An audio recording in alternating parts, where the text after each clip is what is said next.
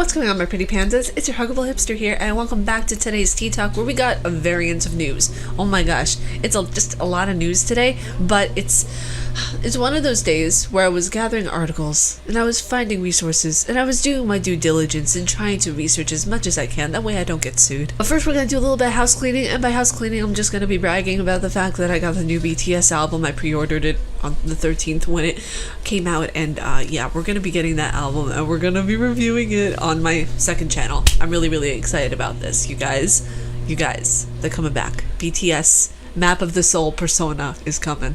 I'm so excited. Like, this means that they're gonna have another concert probably next year.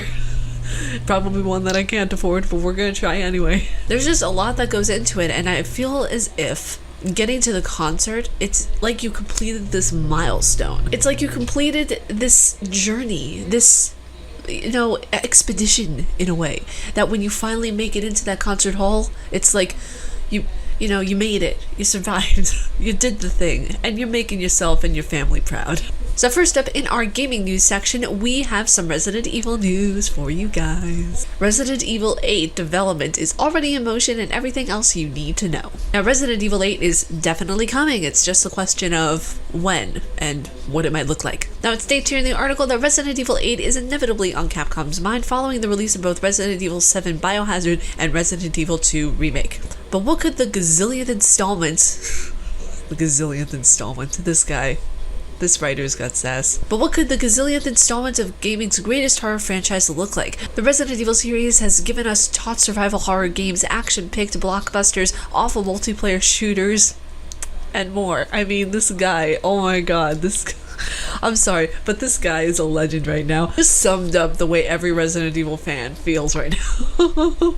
It's like, they had good movies, you know, it was an action blockbuster, awful multiplayer shooters, there's a lot more, it's a survival horror game, you have to kind of be there to know what I'm talking about. It goes on to say, we don't know too much concrete information about Resident Evil 8 at the moment, but Capcom has confirmed that it is in the works, while rumors are swirling over the genre and gameplay perspective that's being adopted for this particular sequel. Now, he goes on to say that this might not come as a huge surprise, but we know for sure that Resident Evil 8 is in the early stages of development. Capcom, or at least certain members of Resident Evil 7 team, have earnestly confirmed that the next title in the series is already being worked on, and Biohazard was already planned to represent the first new entry in a rebooted Resident Evil saga. Now, while Resident Evil still kept its same kind of persona and taste, and it's a delicacy, you know, Resident Evil is kind of like the fine wine that got coagulated and turned into blood. But they're going to be changing around the plot line a bit, which I'm kind of iffy about, not gonna lie, considering the fact that the plot line for me is the biggest thing, and the fact that they've had this ongoing success with this main story for over 20 years is a big thing, and the fact that they might be changing up and turning the plot line in a different direction says that it could go well, but buyer beware. So next up, we're going to go into some social media news. Now, this is something that I found that I thought might be of interest to you guys who use WhatsApp. Now, it states here in the article that the WhatsApp co-founder sold to Facebook for $19 billion. I could use that to pay off my college tuition and still have money for Chipotle. The WhatsApp co-founder sold to Facebook for $19 billion tells students to delete Facebook. So, wait, you sold your soul to the devil and you're telling people to delete the app that you sold your soul to?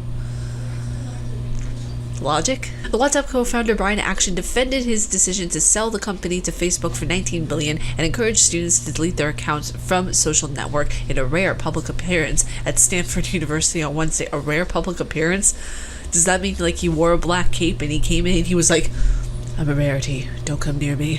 As one of the guest speakers for the Computer Science 181, an undergraduate class focused on technology companies, social impact, and ethical responsibilities, Action, a 47-year-old Stanford alum, explained the principles behind funding WhatsApp and his fateful decision to sell it to Facebook in 2014. Despite selling WhatsApp in a deal that made him a billionaire several times over, Action's negate feelings about Facebook are no secret. He departed in November 2017 after more than 3 years at the company following tensions surrounding the introduction of ads into the messaging platform, which, as we know, we all hate the ads that pop up. I hate the ads that pop up on Instagram, but those things I can actually kind of block in a way because it just, like, I can pick to unfollow.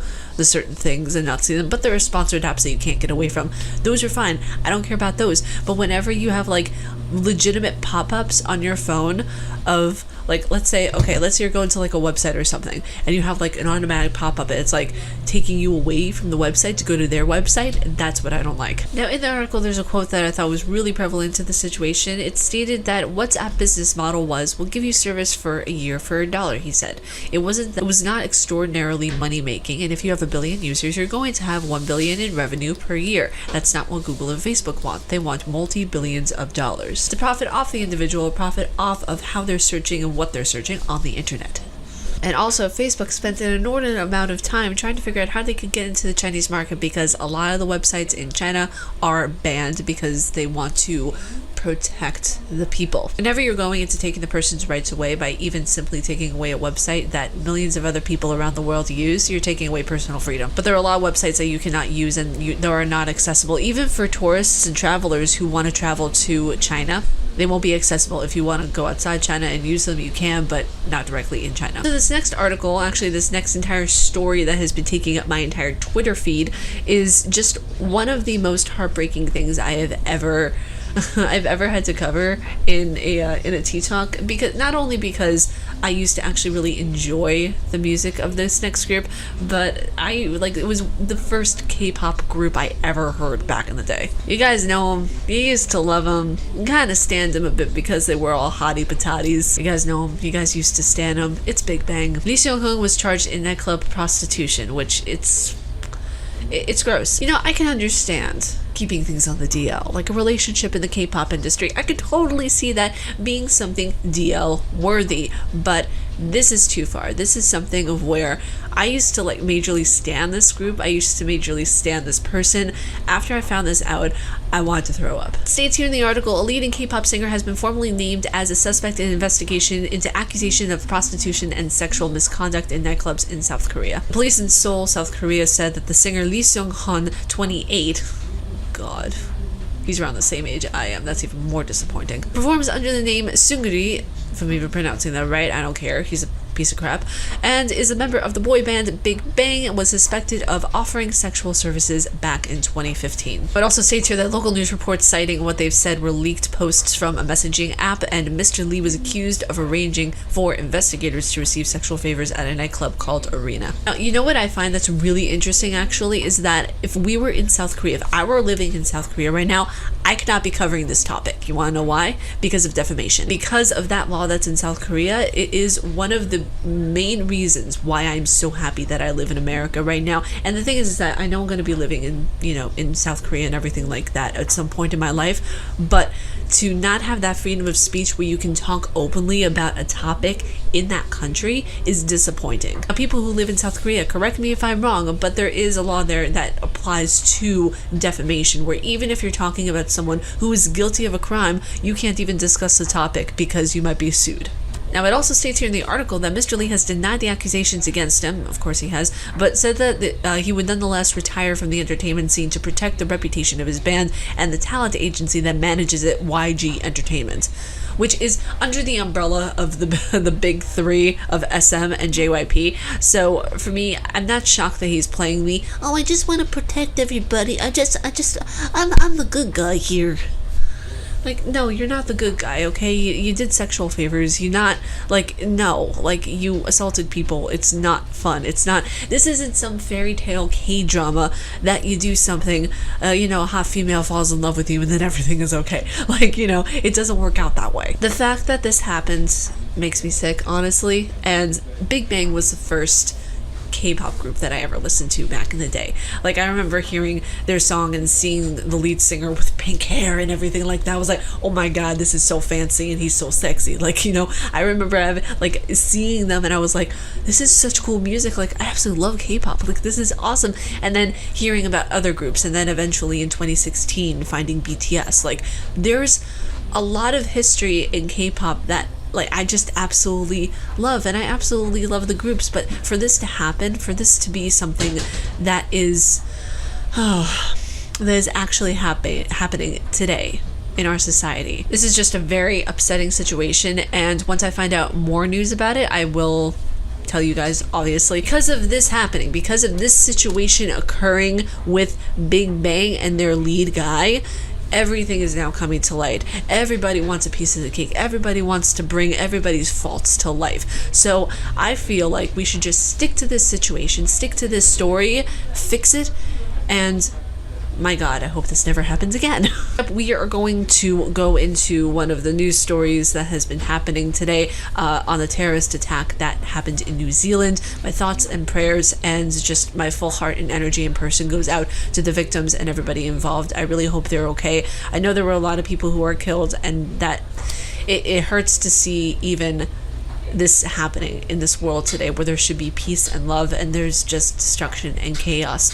And very seldom do you see a lot of people band together for peace, but a lot of the time you'll see stuff like this where it's just very chaotic and very evil, just incredibly evil.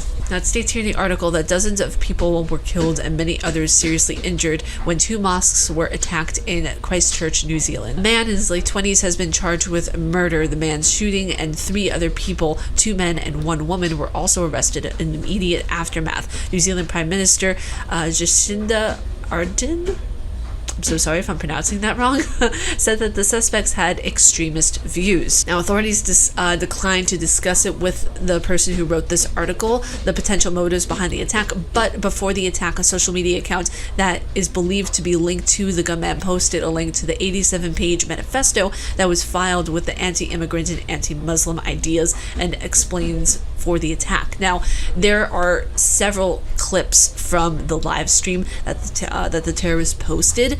So if anybody sees any of those clips, please report the people who are posting them. I know that people want to be edgy. I know that people want to be out there with their views, but come on. You're posting a clip from a known terrorist who uploaded it to his social media. Have a little more courtesy and have a little more of a wise approach to how you handle social media, because spreading his message around is only going to make him have more of that kind of like ego in a way, and we don't need a terrorist having an ego.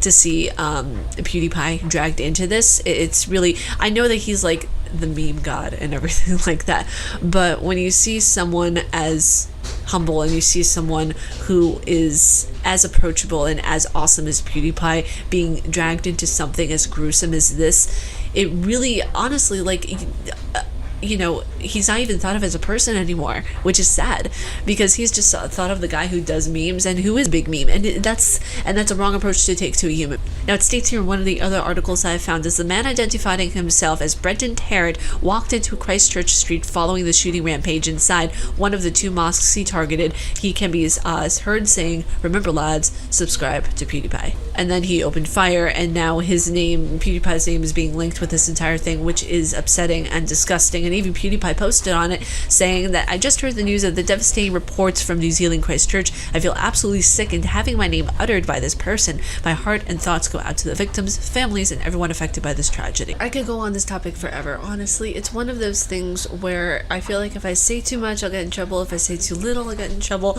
It's just a cacophony of words and thoughts, and I feel like I can never say it the right way, or the way that'll make the most sense to people, because my mind is just a mountainous tub of like all the stuff that's in Getting Over with Ben and Foddy, like all that trash that's in the game.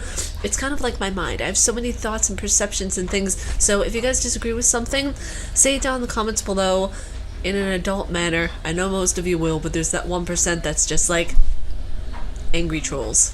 That's how they write on the keyboard. But if you guys like my face and what I do, please be sure to subscribe and hit that bell down below, because I make videos every Monday, Wednesday, and Friday. By the way, I know there was no Getting Over It with Ben and Foddy today. There was just a lot going on. A lot of personal stuff going on, just a lot going on in general. But stay casually nerdy, you guys, and I will see you all in Monday's video. Peace.